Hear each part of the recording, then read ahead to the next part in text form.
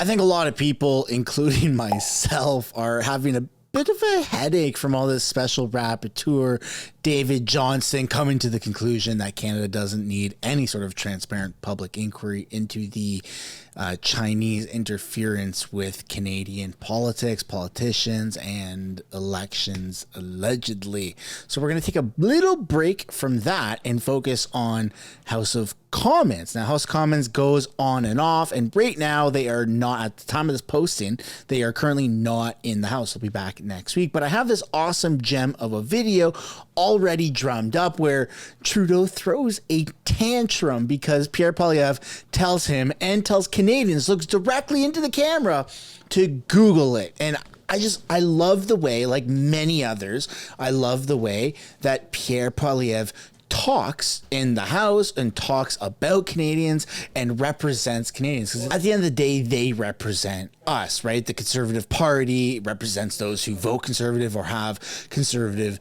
views. The Liberal Party represents everybody else, I suppose. Welcome back to another video, everybody. Before we get into it, I want to encourage you to give a like and subscribe if you haven't already. It really helps grow the channel. We're up against Justin Trudeau's algorithm. We're up against like CBC, government-funded media, 69% according to Elon Musk on Twitter for only a day or two that lasted, and CTV, right? And there's just so many different things that we're up against. We're doing so good. We're so close to 300,000 subscribers. And before I switch screens and get into it, I want to encourage you to give a look at the merch shop, which is linked down in the description, as well as the pinned comment below. We are selling out like hotcakes, and I just want to thank everybody who has participated in the merch. I hope you love it. For everyone who has, the hundreds of people who have already received their merch. Without further ado, here we go. Leader of the opposition. Well, it's now clear why he wants to censor the internet, Mr. Speaker. He doesn't want Canadians to go and find out which of us is telling the truth. It would be very easy for them. I encourage them to Google a distributional analysis of the federal fuel charge on the 2030 emissions reduction plan. Page 3. If you're out there watching, Google it now. You will see the Prime Minister is deliberately misinforming the House of Commons by stating that Canadians will be better off when clearly the average household will pay more than $1,500 more in taxes than they get back. Would the Prime Minister like me to have one of the pages send this document over so that he can read it? Honourable, the right honourable leader. Awesome. Honourable Prime Minister. Mr. Speaker, the Conservative government would still choose, the Conservative opposition still chooses to contend that there is no cause. I'm going to pause it. If you didn't, Conservative government, if you didn't catch that, Justin Trudeau is so nervous that instead of calling it the opposition, he called it the Conservative government, which it's not a Conservative government, it's a Liberal government currently. Not for long. Everybody's going nuts because he said the Conservative government. Get used to it. Oh, yeah. Bye-bye. Get used to it. I want to remind the honourable members to maybe take direction from their whip. Just look at her or him. I mean, Shut up, Mr. Speaker. and just listen. He doesn't know whether to laugh, which is something he wants to, as biased as Anthony Rota is.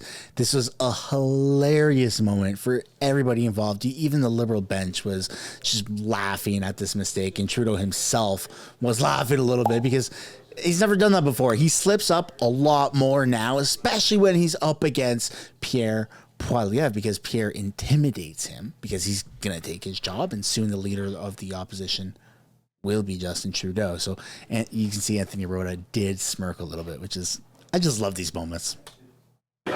You're good?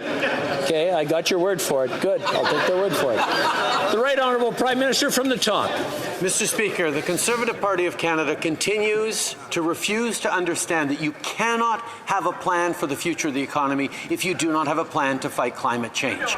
They are continuing to choose to mislead Canadians, to confuse the issue, and to harm workers across this country. If Volkswagen chose to come to invest in Canada, Canada, if Rio Tinto is making investments in Canada, if ArcelorMittal is investing in Hamilton, these are things that are happening because of the leadership Canadian government, Canadian workers are showing in tackling climate change and building a stronger future. The Honourable Leader of the Opposition. And that needs to be addressed, because anyone who watches that part or has seen that clip and then is about to click off, before you do, you need to know that Canada did not win a lottery. We placed a bid. It was about 13 billion with a B like Bob dollars of taxpayers' money to incentivize Volkswagen to come to Canada. So they did not just show up, they were paid. It's like paying to have a friend. It's very wrong. That should not have happened. Not at the taxpayers' expense.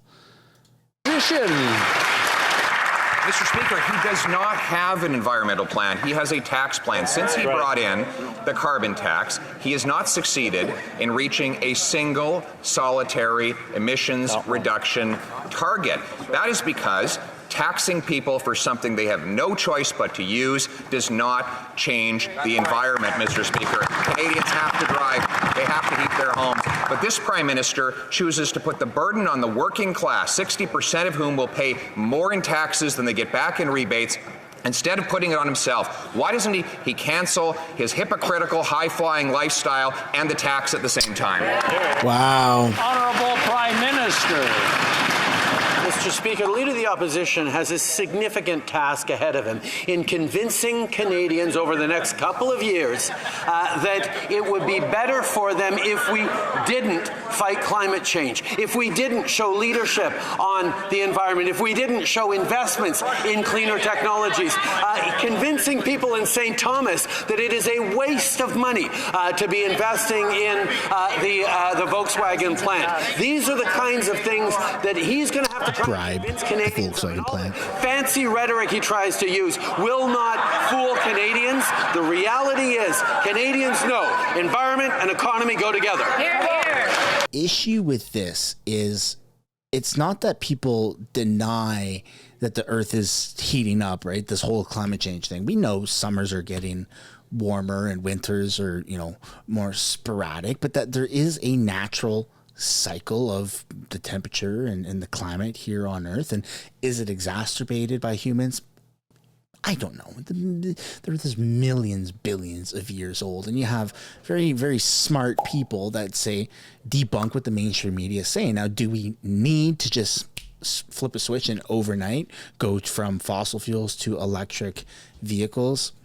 I mean, the guy who has the most successful electric vehicle company in the entire world, Elon Musk, also the world's richest man, Elon Musk, says no, you don't need to just switch overnight to electric vehicles. So at the end of the day, it's not a climate plan. It's a tax plan, because they're penalizing people for something that doesn't need to happen. I understand. I like EVs. I personally like EVs. I like things that are battery powered. I just got myself a battery powered lawnmower, not to protect the environment, because I just like things that are battery. I lived in a van down by the river, down by the ocean. I had solar panels.